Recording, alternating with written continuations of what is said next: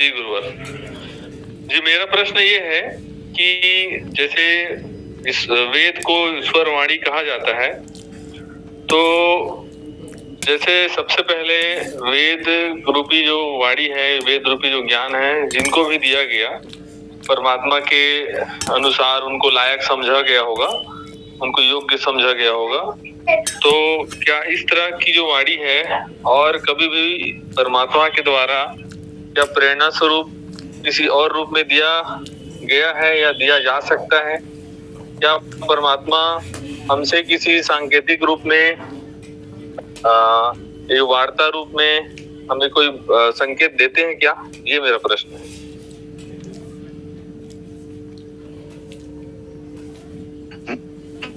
ओम।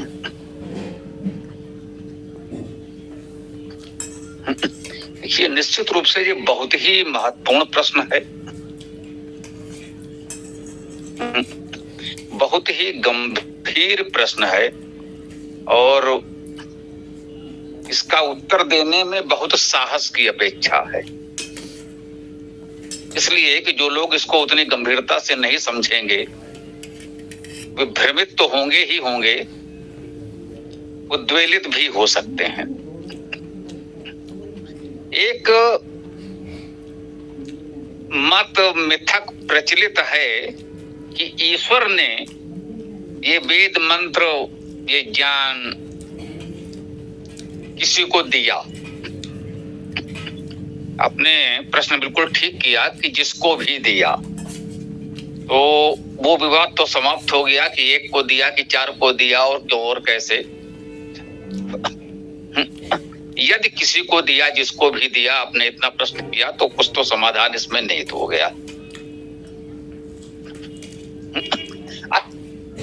अब इस बात को मानकर चलें, कहते हैं कि ईश्वर ने किसी को दिया, यही पैगंबरवाद है। देखिए, ईश्वर स्वयं मनुष्य रूप में आ गया ना, ये अवतारवाद है। ईश्वर को लगा कि व्यवस्था बहुत बिगड़ गई है, वो स्वयं मनुष्य के रूप में आ गया और उसने एक मनुष्य के रूप में जीवन जिया। मनुष्य के सारे सुख दुख,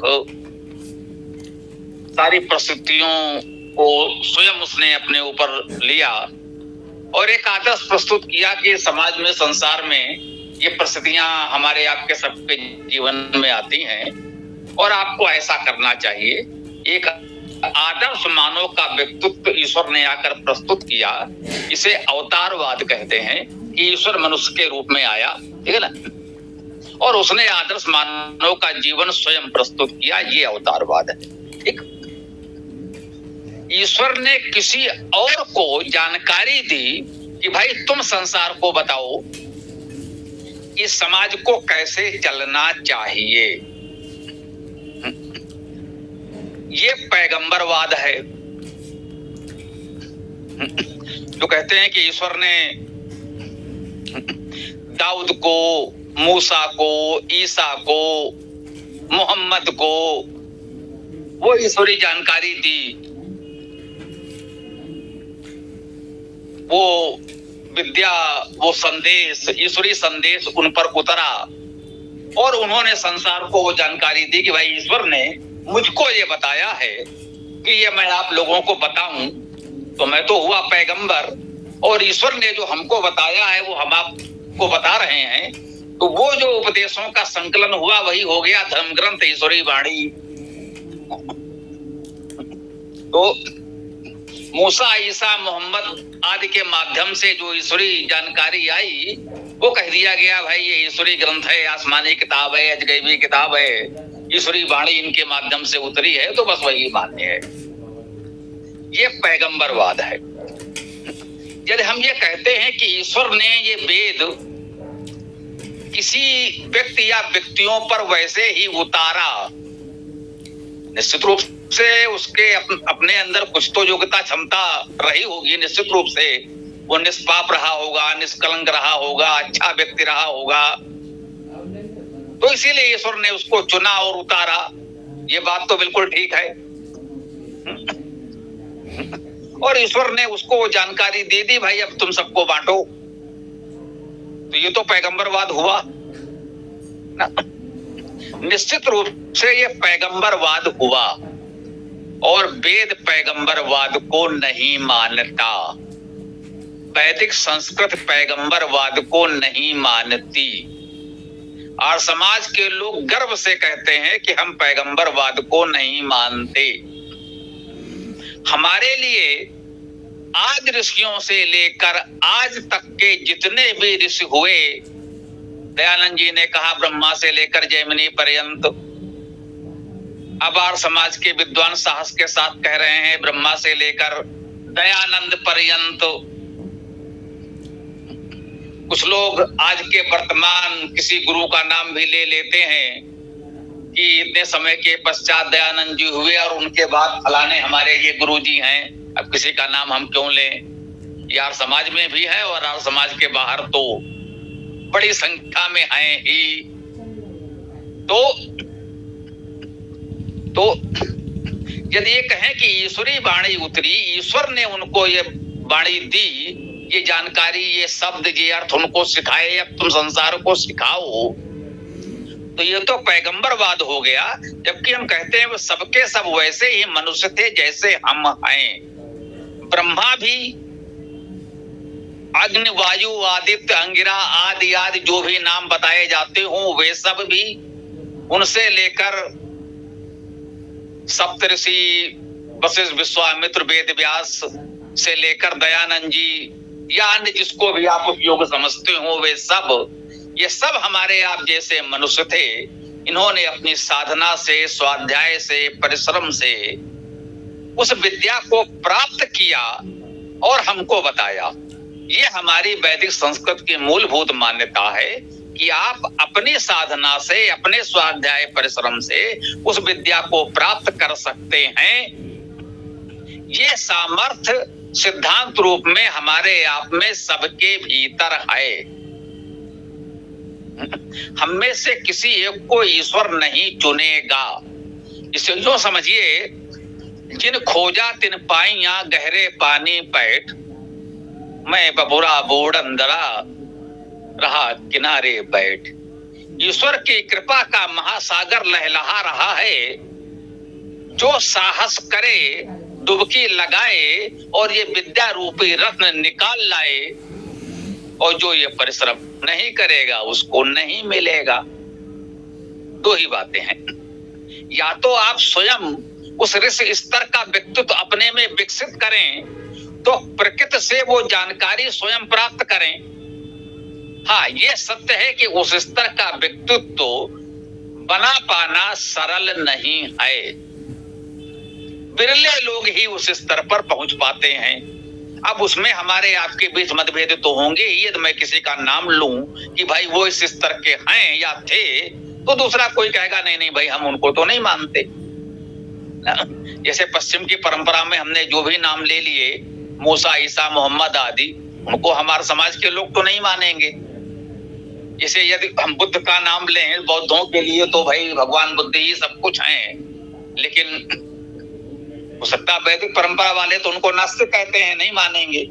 तो ये मतभेद बना रहेगा कि बुद्ध उस स्तर के व्यक्तित्व हैं या नहीं हैं, क्योंकि अब इसका प्रमाण पत्र कौन देगा?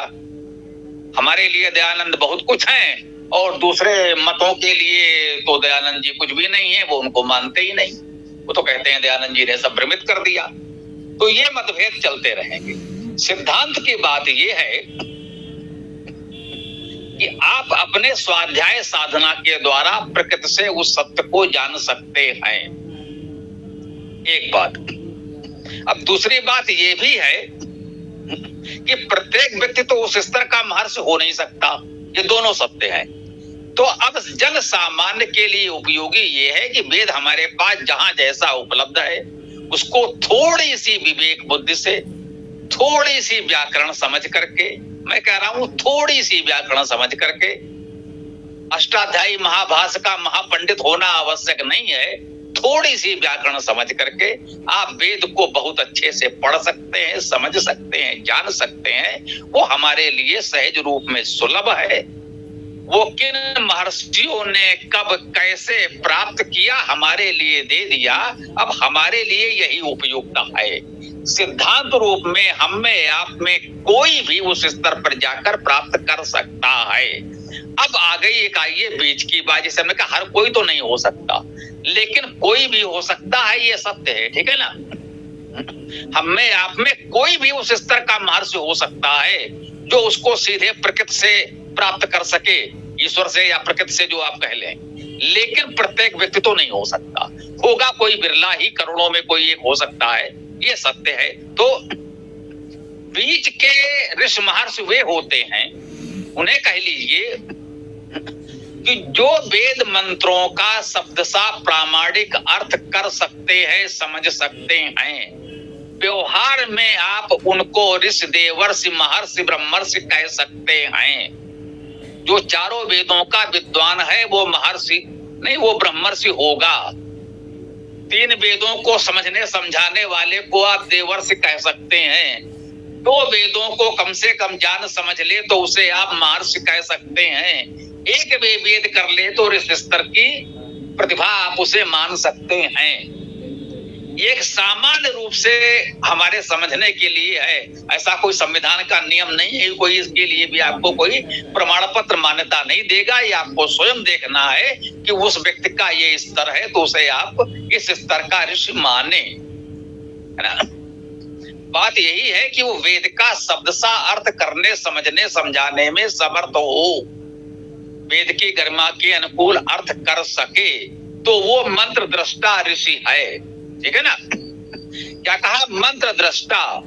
वो संपूर्ण वेदों को प्राप्त करने वाला भले न हो, लेकिन जो वेद मंत्र हमको प्राप्त हो चुके हैं, उपलब्ध हैं, कम से कम उनके अर्थ को जान समझ सकता है, उसका दृष्टा हो सकता है। उस मंत्र में जो बात कही गई है उसको वो प्रत्यक्ष दृष्टि में ला सकता है, प्रत्यक्ष दर्शन कर सकता है, देख सकता है, तो उसे मंत्र दृष्टा ऋषि कह सकते हैं। और मंत्र दृष्टा ऋषि बहुत से होते हैं, बहुत से हो सकते हैं। हमको आपको होना चाहिए, बनने का प्रयास अवश्य करना चाहिए। इसमें ये बिल्कुल मत कहिए कि नहीं हो सकते, बिल्कुल हो सकते हैं। मैंने 2 वर्ष से अधिक हुआ जब ये वेद कक्षा प्रारंभ हुई थी, तो मैंने यही कहा था कि मेरा प्रयास यही होगा कि हम 5-7 दयानंद छोड़ जाएं।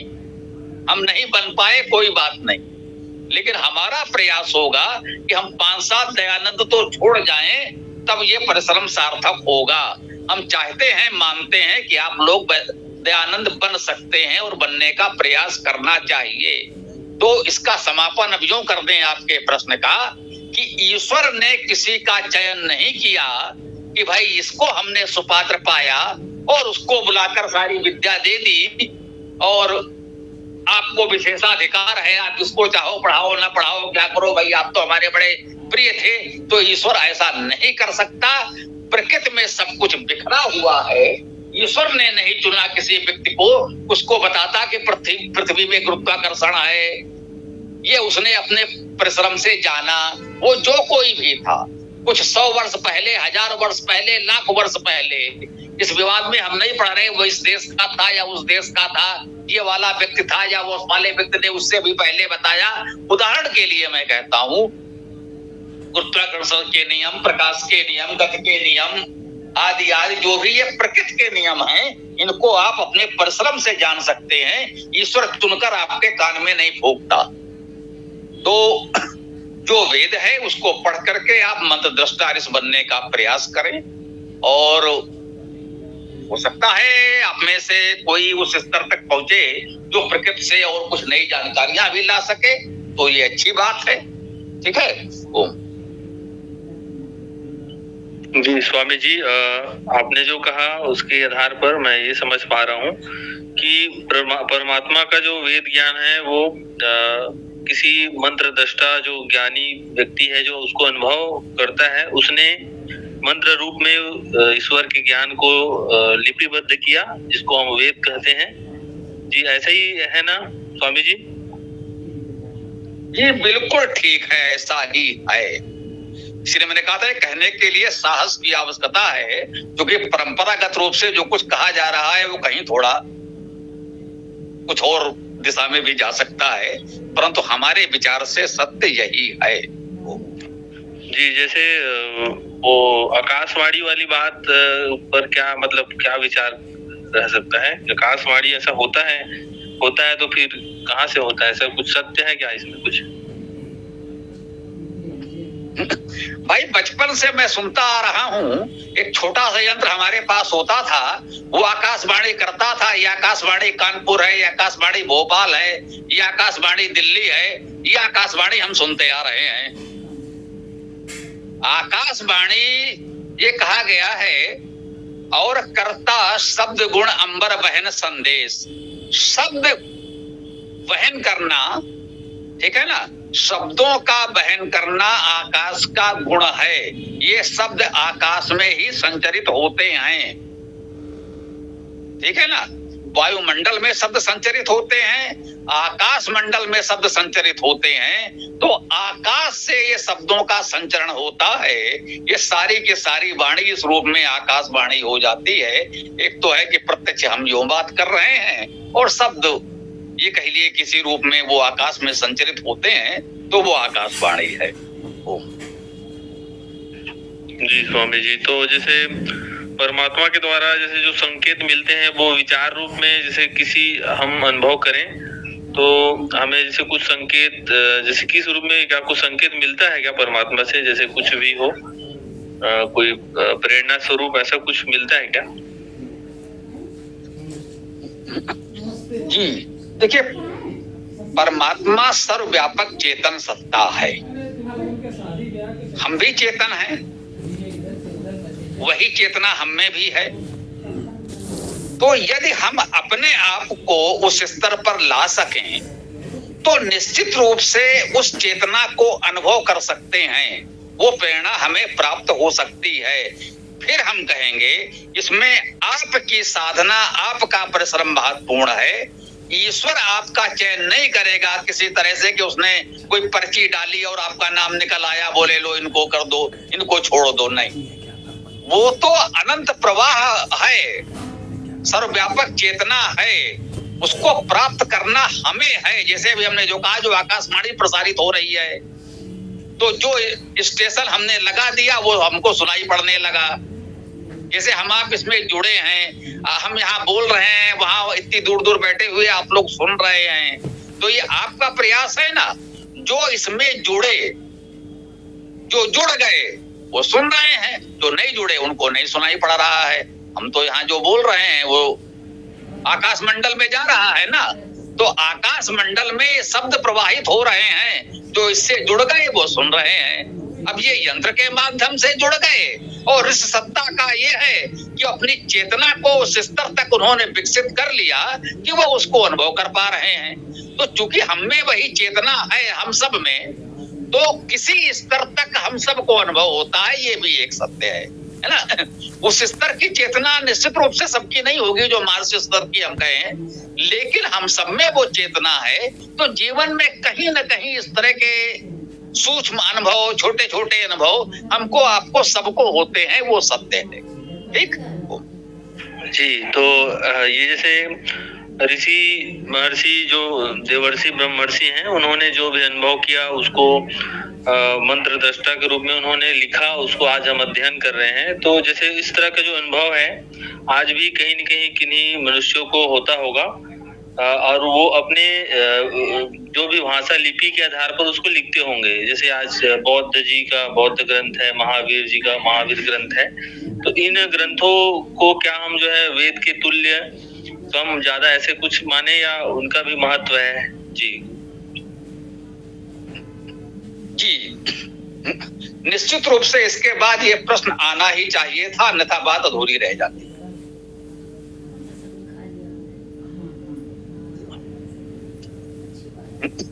निश्चित रूप से हमने कहा आप भी कर सकते हैं।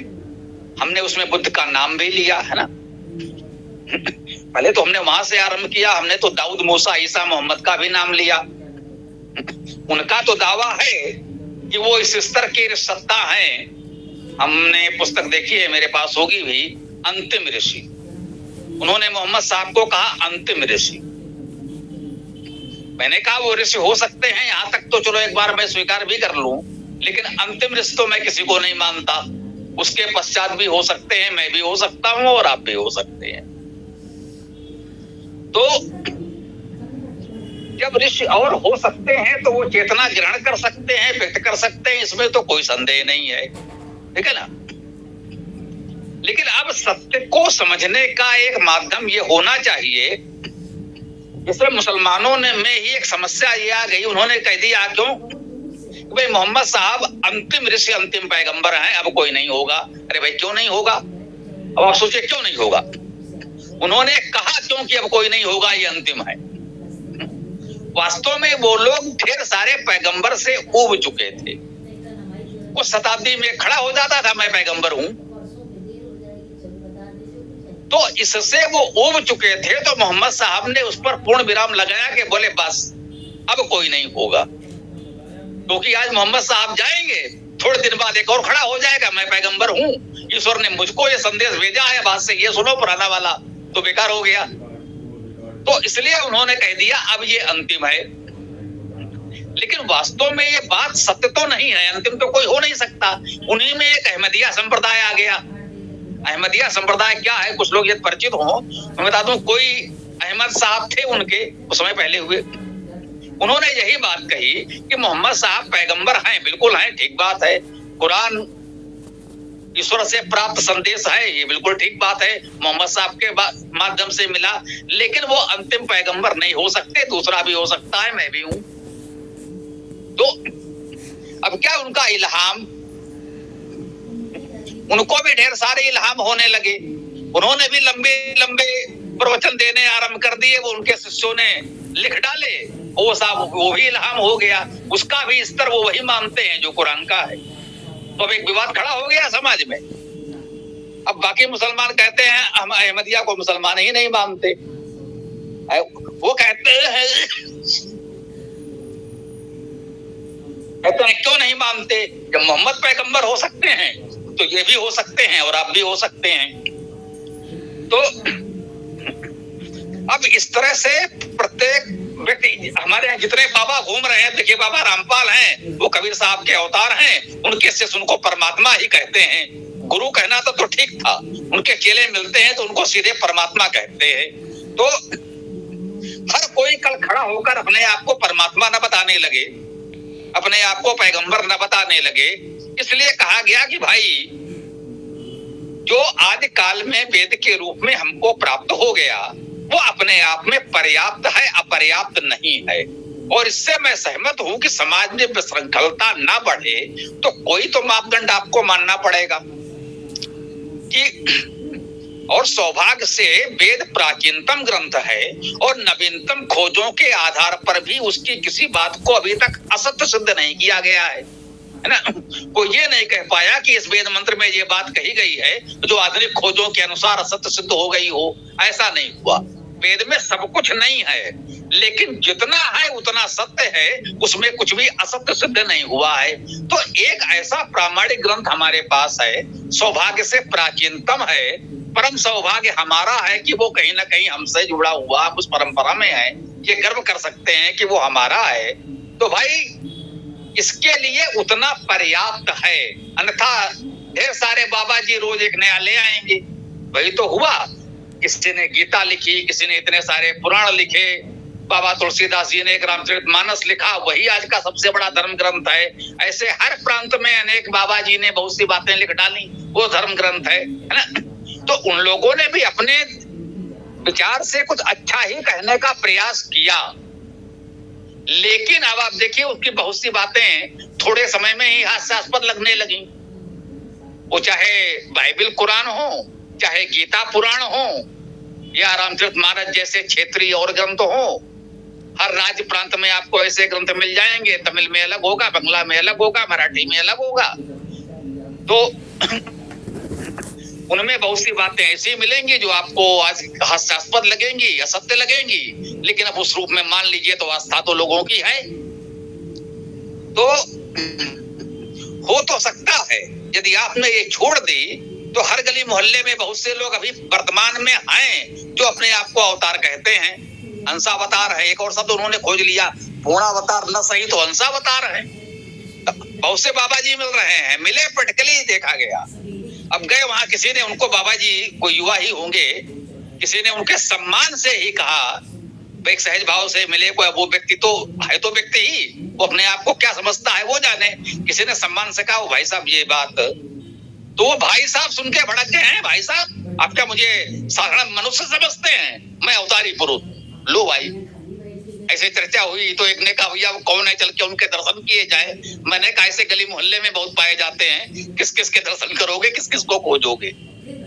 तो सिद्धांत रूप में ये बात सही है कि हम आप कोई भी हो सकते हैं, लेकिन इसकी आड़ में जो ये बाबागिरी इतनी फैल जाती है, इसके लिए यह मानना आवश्यक है कि वेद हमारे पास है जो अपने आप में पर्याप्त है, संविधान है, और जो वेद के विपरीत ना हो, वेद की उत्तम व्याख्या करके जो पुरुष हमें बताए, जो व्यक्ति हमको उसकी व्याख्या करे, आज की परिस्थितियों में हमें क्या करना चाहिए मार्गदर्शन दे, वो हमारा आचार्य है, ऋषि है, गुरु है, मार्गदर्शक है, उसको पूरा सम्मान दें।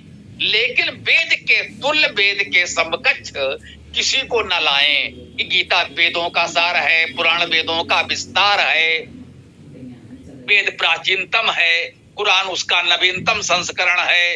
वेद को समझने के लिए कुरान के माध्यम से समझें जी। बड़े उदार मुसलमान समझा रहे हैं कि वेद आदिकालीन है, बिल्कुल ठीक बात है, लेकिन कुरान आखिरी किताब है। तो आज के समय में वेद को समझना है तो आपको कुरान के माध्यम से वेद को समझना पड़ेगा। वो कहते हैं वेद सीधे समझ में नहीं आएगा, पुराण के माध्यम से समझना पड़ेगा। अरे भाई, वेद को सीधे वेद के शब्दों में समझा जा सकता है, उसके लिए हमको कुरान या पुराण की आवश्यकता नहीं है। तो इसके लिए आवश्यक है, अब इस प्रकरण को यहाँ हम लोग विराम दे सकते हैं। गौतम बुद्ध ने कहा, आत्म दीपो भव, अपने दीपक आप बनो। मैं गौतम बुद्ध से यहाँ सहमत हो सकता हूँ। गौतम बुद्ध के समय तक कोई मतांतर नहीं था, तो एकमात्र वैदिक मत था। वेद के नाम पर जब समाज में कुछ लोगों ने पाखंड आडंबर फैलाना आरंभ किया, उन्होंने पूछा, भाई ये सब क्या है, ये तो ठीक नहीं लगता। बोले ये धर्म है हमारा। बोले ऐसा कैसा धर्म है, ये तो धर्म नहीं लगता। अरे बोले साहब ये वैदिक धर्म है, वेद में लिखा है। तो बोले भाई वेद में लिखा होगा तो वेद को हम नहीं मानते, ऐसे वेद को नहीं मानते जिसमें ऐसी बातें लिखी हूं। उनका वेद तो ईश्वर ने लिखा है। तो बोले मैं ऐसे ईश्वर को भी नहीं मानता जिसने ऐसी बातें अपने वेद में लिखवा डाली है। तो उनका भाई ईश्वर ने आपको भी बुद्धि विवेक दिया